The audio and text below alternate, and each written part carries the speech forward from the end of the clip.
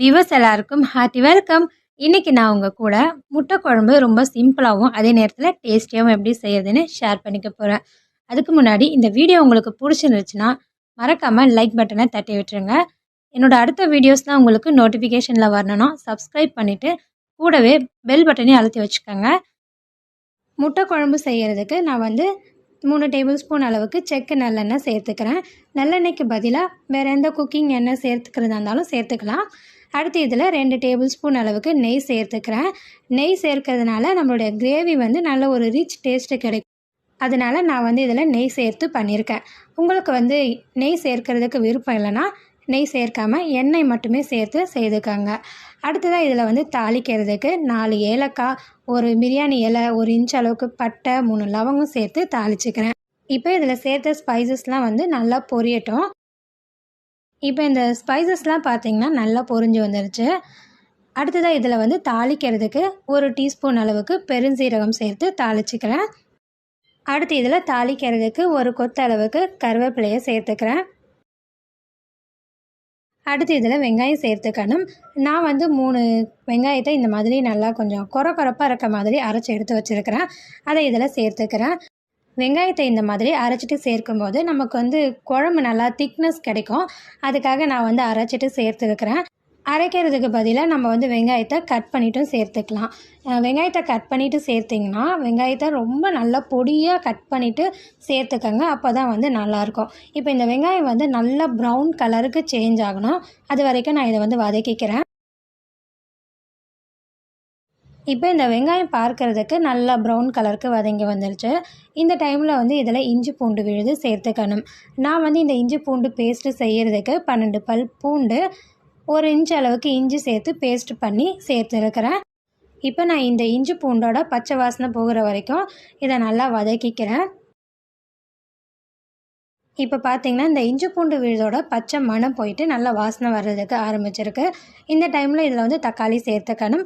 நான் 3 medium size தக்காளியை அரைச்சி வச்சுருக்கிறேன். அதை இதில் சேர்த்துக்கிறேன்.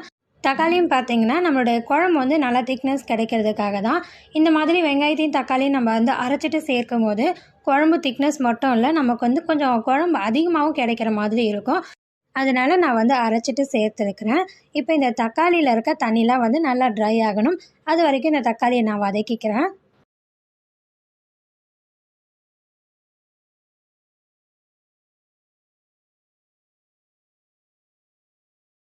இப்போ இந்த தக்காளியில் இருந்த தண்ணி எல்லாமே பார்த்திங்கன்னா நல்லா ட்ரை ஆகிட்டு நம்ம சேர்த்த எண்ணெய் பிரிஞ்சு வருது. இந்த அளவுக்கு வதக்கினதுக்கு அப்புறமா இதில் குழம்புக்கு தேவையான காரத்தை சேர்த்துக்கணும்.